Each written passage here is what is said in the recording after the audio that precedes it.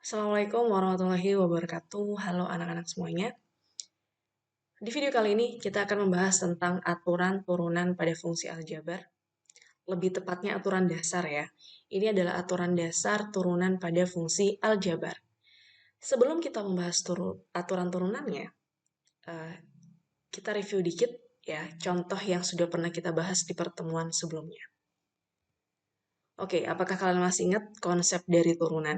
Ya, jadi konsep dari turunan kita bisa mengatakan bahwa turunan itu merupakan gradien garis singgung pada suatu kurva, ya, kemiringan garis singgung pada suatu kurva, atau kamu juga bisa mengatakan bahwa turunan itu sebenarnya merupakan laju perubahan nilai fungsi terhadap perubahan nilai inputnya atau terhadap perubahan nilai variabel x-nya.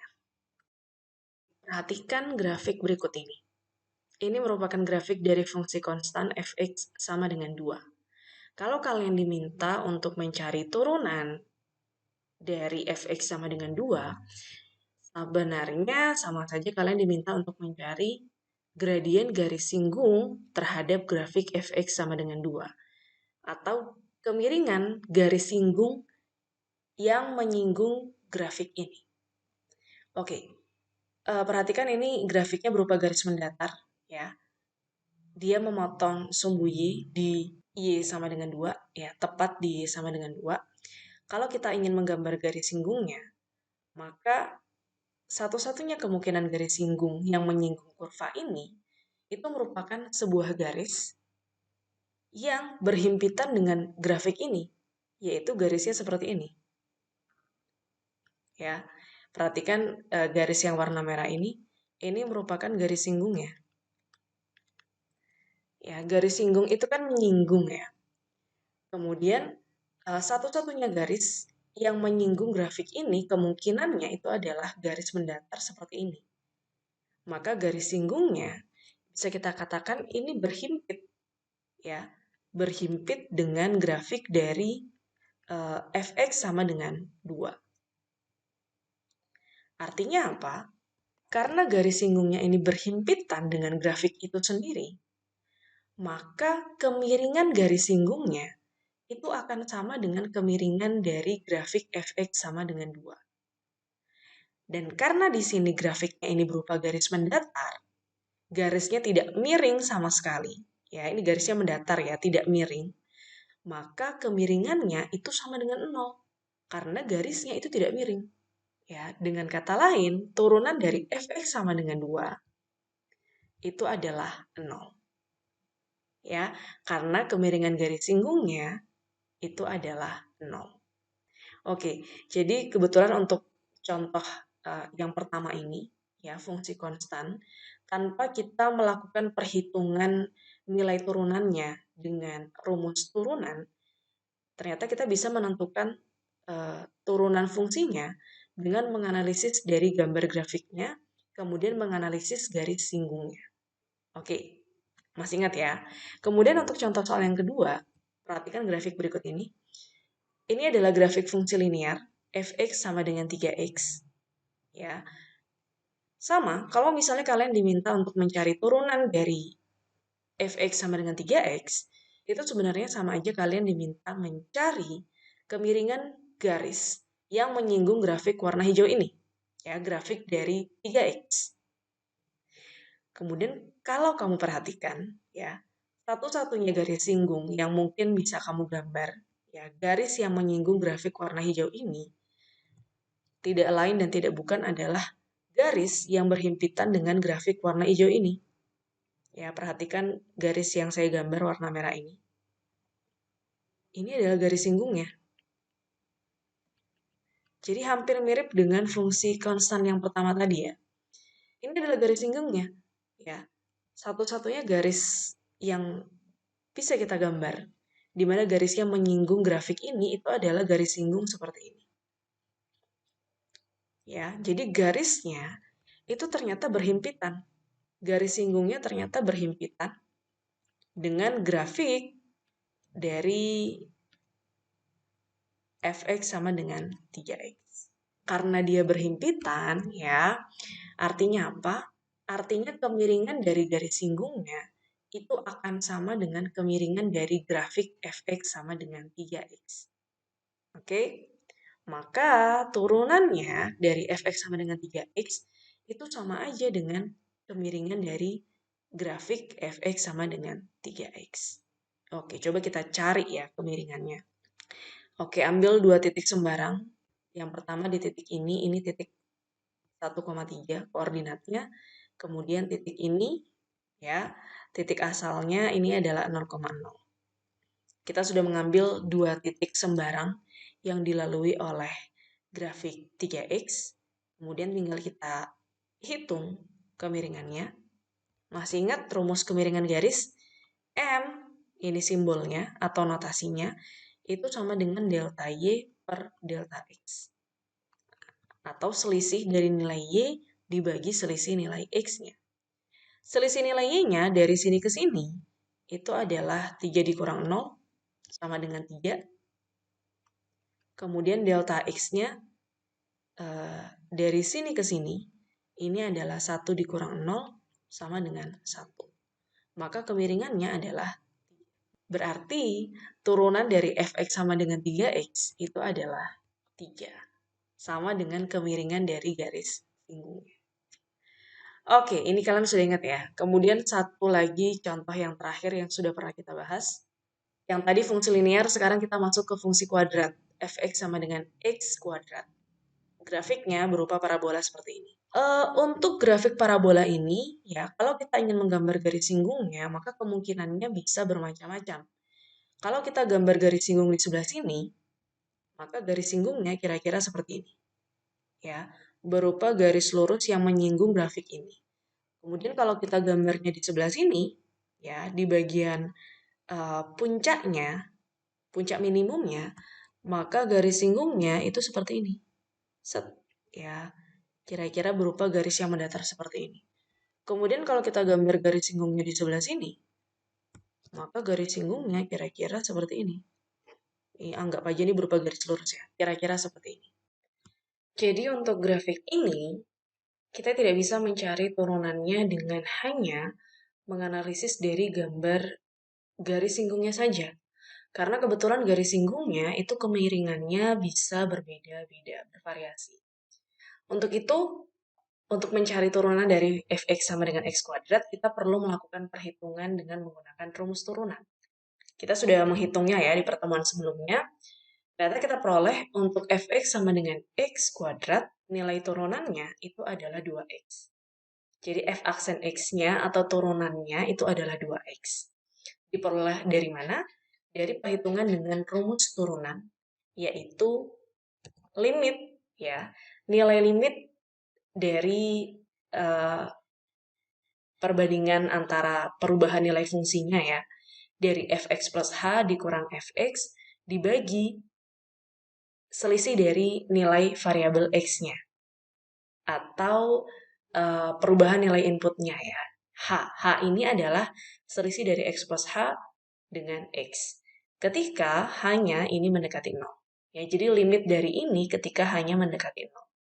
Kalau kita masukkan, ya, di mana di sini fungsi fx-nya itu adalah x kuadrat, maka di sini fx-nya, karena fx adalah x kuadrat, ini kita ganti dengan x kuadrat, kemudian fx plus h-nya ini berarti x plus h kuadrat, sesuai dengan rumusnya ya, rumusnya adalah x kuadrat. Jadi kalau kamu lakukan perhitungan, maka nanti akan diperoleh nilainya adalah 2x. Ya, ini asalnya dari perhitungan ini. Oke, kalau begitu kita sudah review 3 contoh soal yang sudah kita bahas di pertemuan sebelumnya. Nah, dari 3 contoh soal yang kita bahas ini, maka kita bisa menemukan aturan dasar dari turunan pada fungsi aljabar. Ini dari 3 contoh yang kita bahas tadi.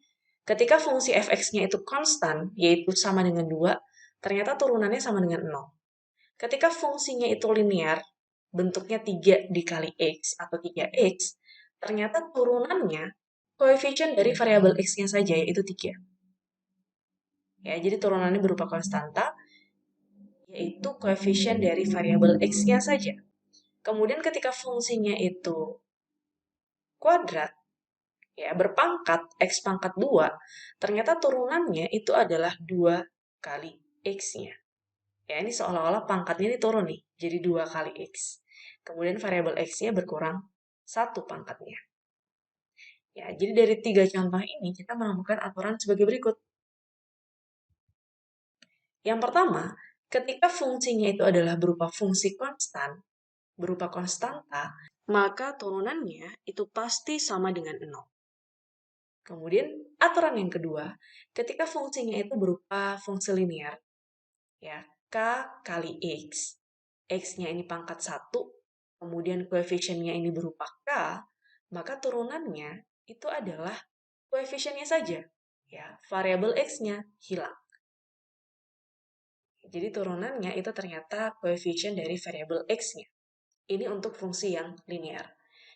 Kemudian yang terakhir, ketika fungsinya itu berpangkat, ya, variabel X-nya ini berpangkat, di sini adalah pangkat N, jadi K kali X pangkat N, ternyata turunannya itu adalah pangkatnya turun, dikali koefisiennya ini tetap, tidak berubah, kemudian dikali variabel X-nya, tapi pangkatnya berkurang 1, jadi N dikurang 1. Kalau kita lihat lagi untuk contoh yang ketiga ini, perhatikan prosesnya ya berdasarkan aturan ini, maka pangkat 2-nya ini seolah-olah turun. Kemudian dikali koefisiennya, di sini koefisiennya tidak ada, artinya koefisiennya adalah 1. Tidak perlu ditulis ya sebenarnya. Kemudian dikali X pangkat 2, ini berkurang 1 pangkatnya. Jadi pangkat 2 dikurang 1. Maka hasilnya adalah 2 dikali X. Ya, jadi berdasarkan aturannya itu seperti ini. Oke, jadi dari 3 contoh tadi, itu ternyata kita menemukan aturan turunan fungsi aljabar sebagai berikut. Oke, biar kalian lebih jelas lagi dan lebih mantap lagi dengan aturannya, mari kita coba mengerjakan soal berikut ini. Tentukan turunan dari fungsi berikut ini. Ini sudah saya cantumkan aturannya, jadi kita tinggal melihatnya saja. Ini fungsinya yang harus kita turunkan, fx sama dengan 4x pangkat 6. Dilihat dari bentuknya, ini adalah fungsi seperti bentuk yang nomor 3 ya, aturannya ya, di mana variabel x-nya ini berpangkat. Maka turunannya, berdasarkan aturan turunannya, maka pangkat 6-nya turun, 6 dikali, kemudian koefisiennya 4 tetap, dikali x, pangkat 6 berkurang 1. Maka hasilnya adalah 6 dikali 4 ini 24, x pangkat 5. Berarti turunannya itu adalah 24x pangkat 5. Ya, patokannya tinggal melihat aturannya saja. Oke, ini aman. Selanjutnya contoh yang terakhir ya. Fx sama dengan 5 akar x. Waduh, di sini muncul akar nih. Gimana caranya? Ya.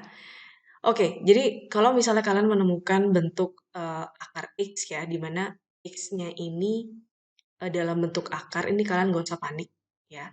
Karena bentuk akar ini bisa kita ubah dulu ke dalam bentuk pangkatnya. Perhatikan 5 akar x ini bisa kita ubah menjadi 5 dikali x. Akar x itu adalah akar pangkat 2. Akar pangkat 2 itu kalau misalnya kita tulis dalam bentuk pangkat, maka pangkatnya adalah 1/2. Ya, jadi akar x ini kalau misalnya kita tulis dalam bentuk pangkatnya itu adalah x pangkat 1/2. Karena di sini akarnya adalah akar pangkat 2.